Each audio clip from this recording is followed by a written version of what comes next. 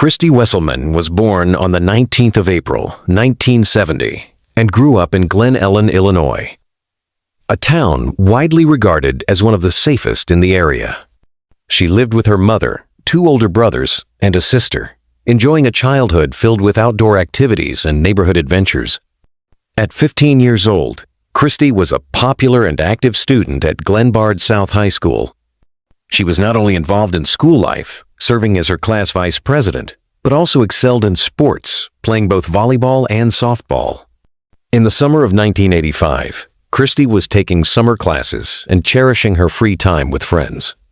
On the fateful day of the 21st of July, 1985, Christy returned home from school around 3:30 p.m. She decided to take a quick walk to a local store, just a few minutes away, to buy a soda and a chocolate bar for herself and her mother. Her mother expected her back momentarily. However, as time ticked by, a growing unease settled in. With no cell phones in those days, Christy's mother initially thought she might have simply run into friends and lost track of time. As evening approached and Christy still hadn't appeared, her mother's worry escalated. She called Christy's friends, but none had seen her. Desperate, she drove to the store herself, scanning the streets, but found no trace of Christy. Christy's family spent several agonizing hours searching. By 1:50 a.m., with no sign of her, her mother made the difficult decision to contact the police.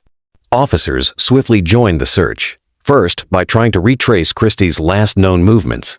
They spoke with the store clerk, who knew Christy well from living nearby, and even having babysat her previously. He confirmed Christy had been there around 4 p.m., bought chocolate bars, and left, appearing happy and normal.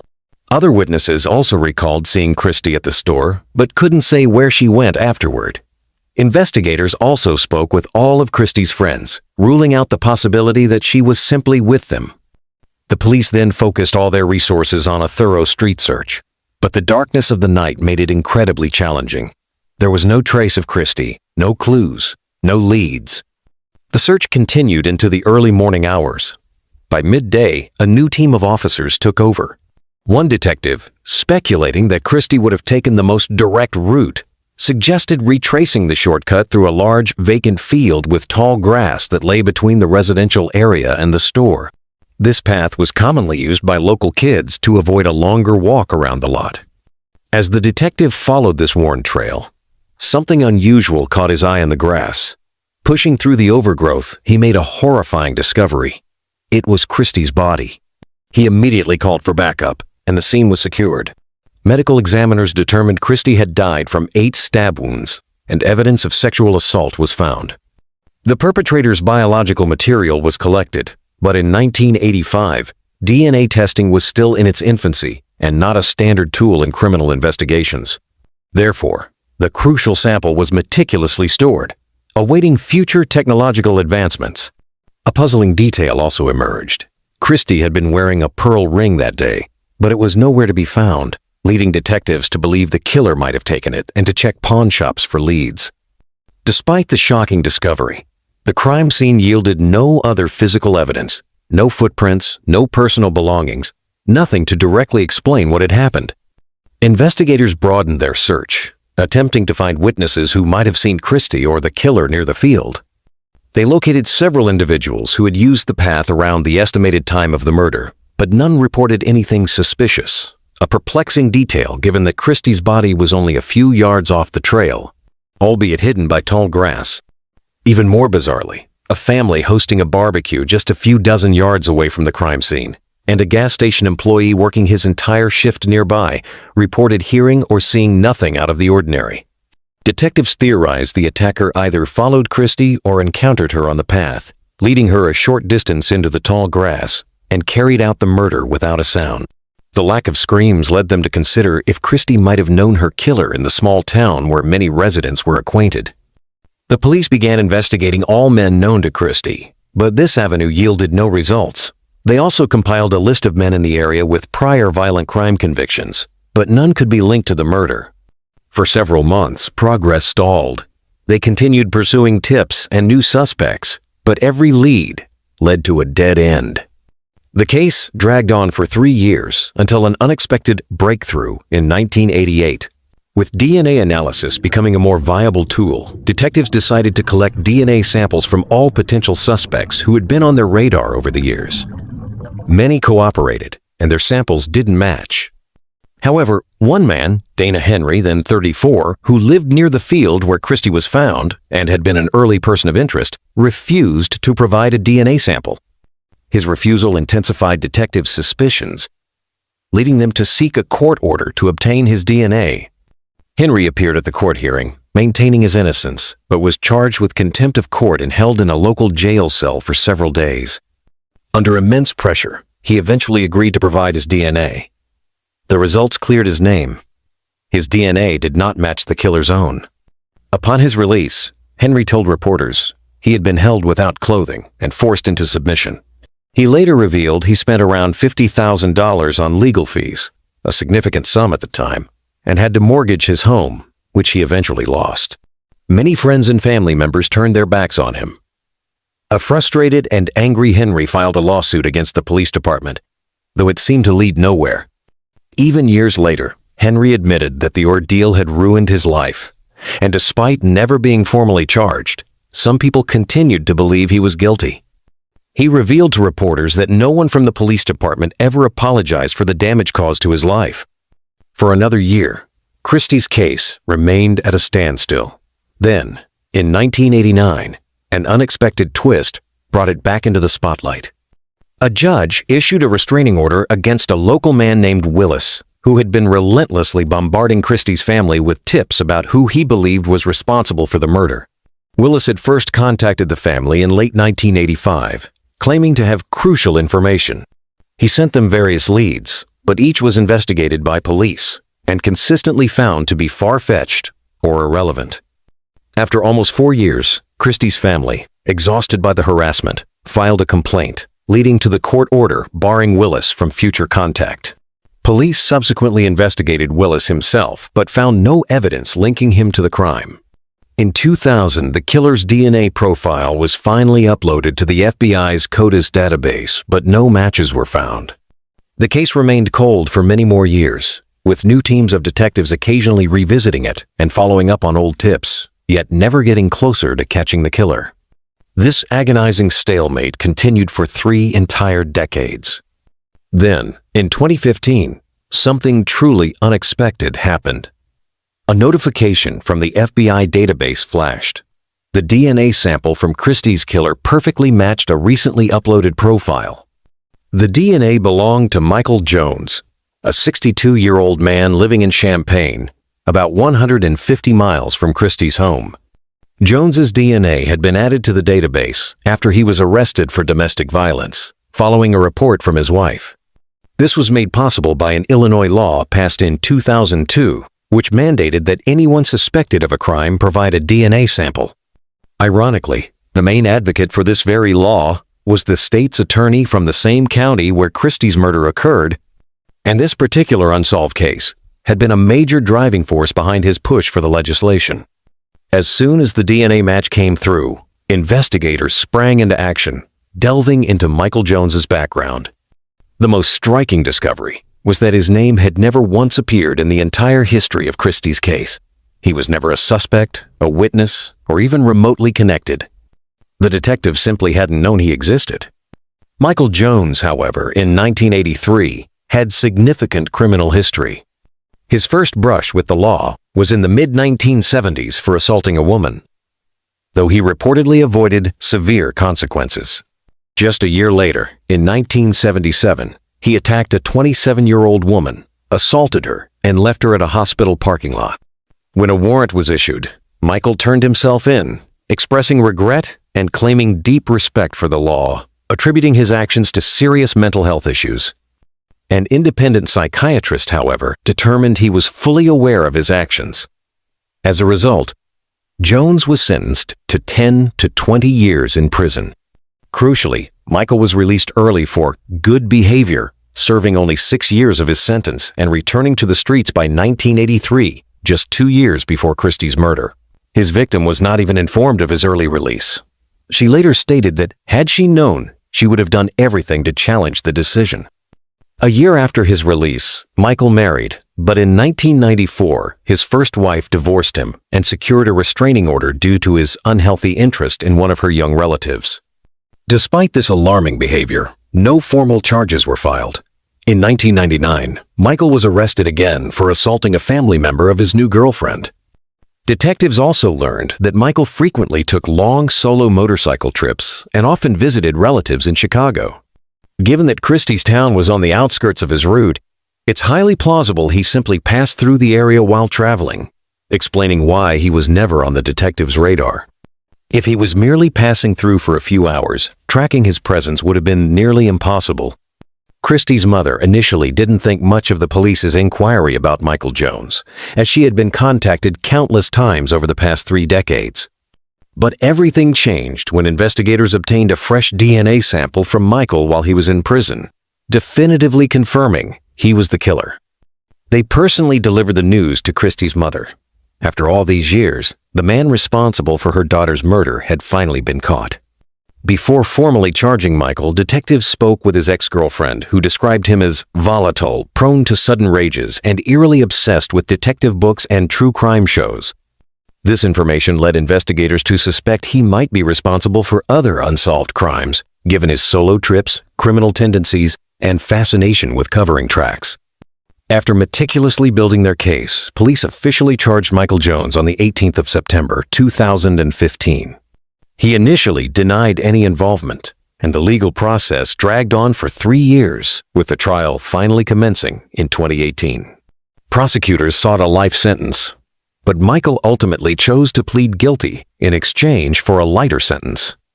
As part of the plea deal, he was not required to reveal any details about the crime, but the overwhelming DNA evidence left no doubt about his guilt.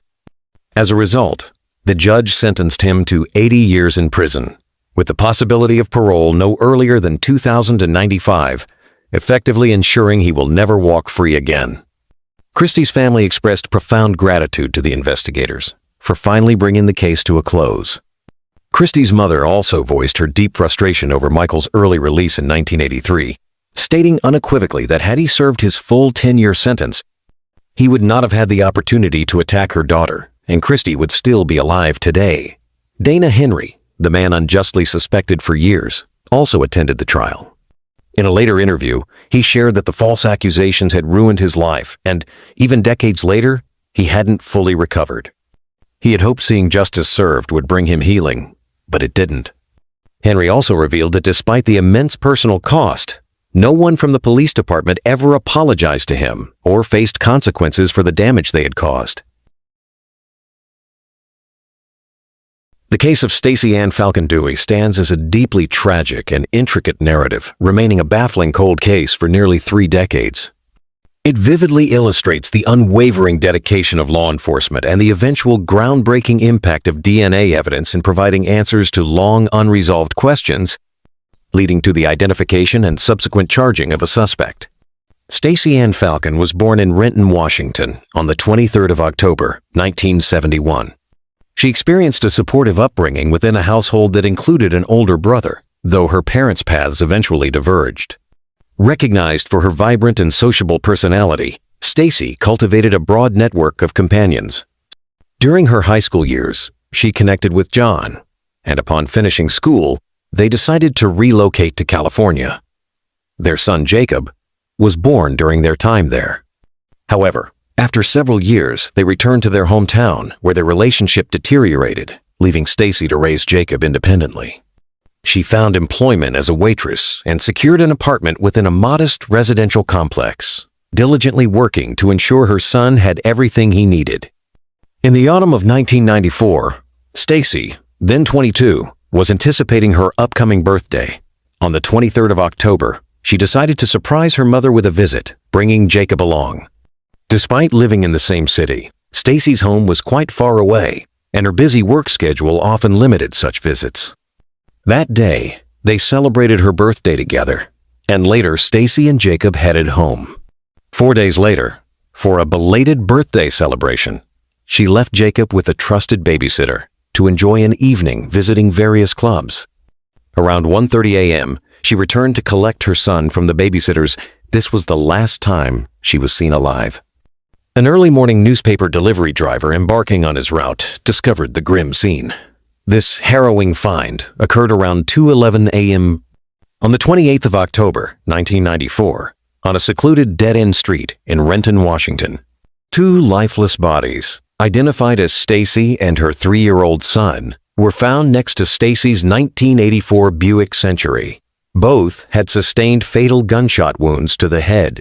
Stacy also had gunshot wounds to her arm and shoulder, and evidence suggested one shot may have tragically passed through her son's body before striking her. The scene indicated extreme violence.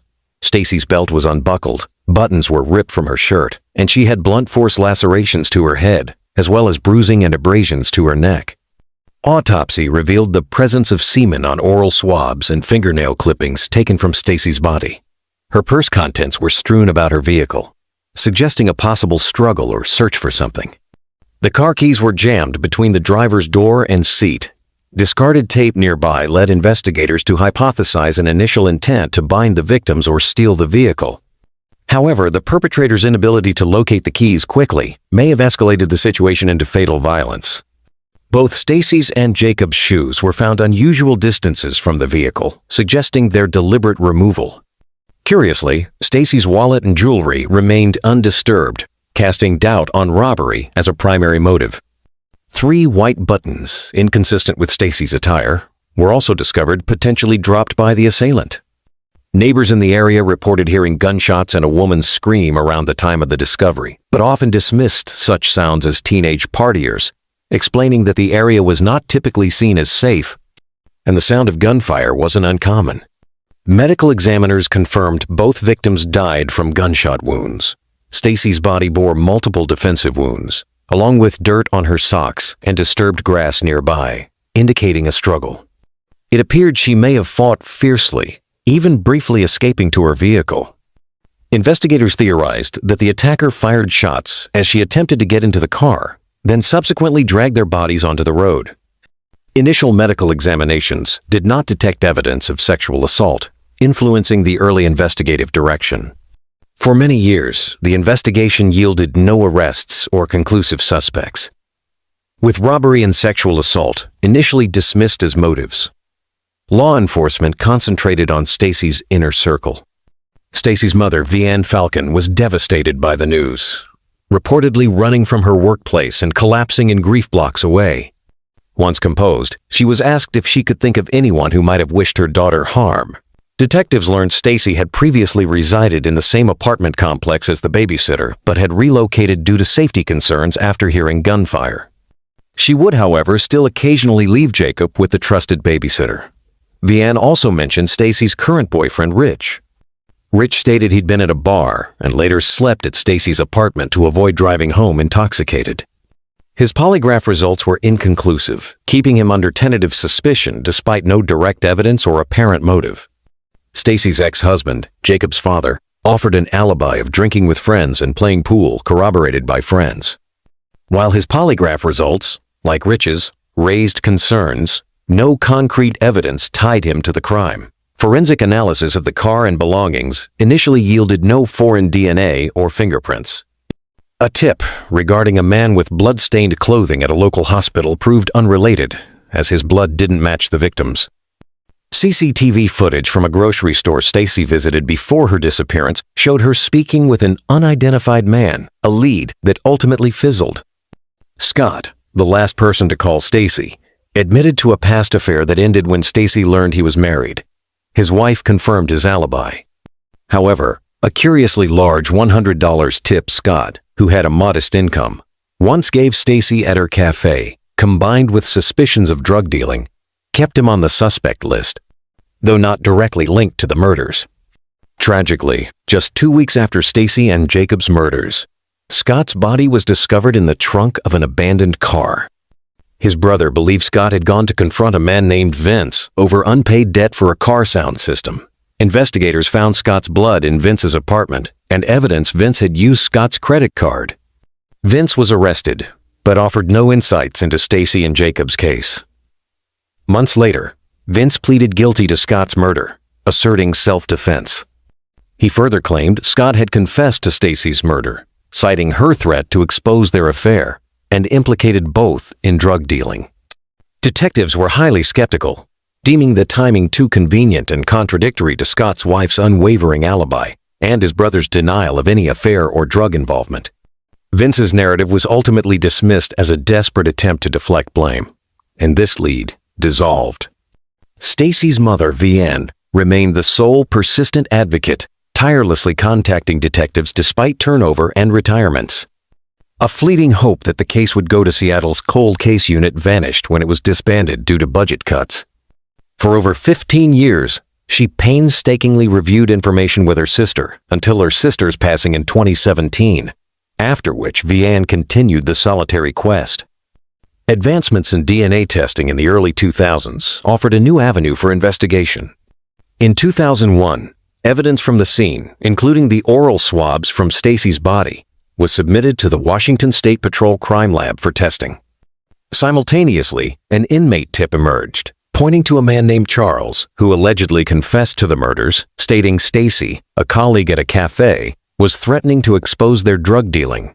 Skeptical but lacking other leads, detectives sent existing evidence for reanalysis, facing a year-long wait due to lab backlogs. In 2002, the lab identified an unknown male DNA profile from the semen found on Stacy's body. The lab then identified DNA on gloves and duct tape from the scene, matching it not to Charles, but to Jerome Frank Jones, who was already incarcerated in California. At the time, Jones, then 51, was serving a 56-year prison sentence for a 1995 murder in California. Investigators started digging into his background, uncovering a long criminal history dating back to his teenage years, including a 1987 assault where he shot someone during a robbery. Jones had been arrested for various crimes, including robberies, assaults, car thefts, and drug-related offenses. Intriguingly, Jones had resided in the same apartment complex Stacy had previously lived in, and where her babysitter still lived, and had also worked at the club where Stacy celebrated her birthday. Detectives flew to California and interviewed Jones at the Salinas Valley State Prison. He admitted to living in the Kent-Auburn area from 1994 to 1995, but denied any acquaintance with Stacy Falcon Dewey. Every following attempt to elicit information from him led nowhere. However, a direct DNA analysis confirmed that the biological material found on the gloves and duct tape at the crime scene belonged to him. Yet, this DNA from the gloves and tape was initially deemed circumstantial. Investigators then requested analysis of preserved biological samples taken directly from the victims. A breakthrough occurred when biological material from Stacy's mouth definitively matched Jones's DNA, confirming she had been sexually assaulted. Further analysis also found Jones's DNA under Stacy's fingernails. Despite the clear DNA match in 2002, charges were not filed against Jones for many years. Detectives then approached the district attorney to pursue charges against Jones. However, the DA expressed concerns about the evidence's direct link to the double murder, requesting a crime scene reconstruction. The case subsequently stalled, with charges never filed at that time, and it's unclear if the reconstruction was completed. Speculation arose that the delay stemmed from Jones's existing incarceration or concerns about securing a conviction. Crucially, Stacy's mother was never informed by police about these vital DNA developments. This fact was deeply frustrating to Vianne Falcon, who wasn't aware of the DNA match until a reporter brought it to her attention in 2019. In 2019, a Seattle journalist, prompted by the cold case, contacted Vianne, independently uncovered the 2002 DNA match, and was perplexed by the lack of action. Upon learning this, Vianne was devastated, struggling to comprehend why a suspect with such direct DNA links had gone uncharged. When questioned by the journalist, a former detective cited inconclusive evidence at the time and an overwhelming caseload as reasons for inaction and lack of notification. The district attorney responded that victim notification was not his purview. The journalist's detailed article sparked significant public outcry, instantly revitalizing interest in the case. A new team of detectives reviewed the evidence, similarly stunned by the previous lack of charges, and promptly began trial preparations. An alarming development came when Jones was granted parole from his California sentence, despite an earlier scheduled release of 2030, creating a critical urgency to file charges before his release. By February 2022, nearly 28 years after the murders, King County prosecutors filed felony charges of 2 counts of aggravated murder against Jerome Frank Jones. He was arrested immediately upon his California prison release and extradited to Washington. Heartbreakingly, Stacy's mother passed away just 4 months after Jones's arrest, not living to witness the charges. Despite this, the prosecution remains determined to see the case through to the end and secure justice for Stacy and her son. Court documents allege that Jones bound Stacy Falcon Dewey, beat her, committed oral rape, and likely shot her child to death in front of her before killing her. Prosecutors stated, "The extraordinary violence and cruelty of these murders demonstrates the extreme danger he presents to society." Based on all the available evidence, prosecutors posited their theory of the events. Jones attacked Stacy shortly after she left the babysitters, potentially forcing her to stop. Their theory suggests an initial intent to steal her car escalated to sexual assault. She was forced out and bound, but after breaking free and reaching her vehicle, where her son was, Jones fatally shot them both, then dragged their bodies onto the road. Unable to find the keys, which were wedged, he then fled, leaving behind crucial DNA evidence, including on Jake Dewey's jacket sleeve.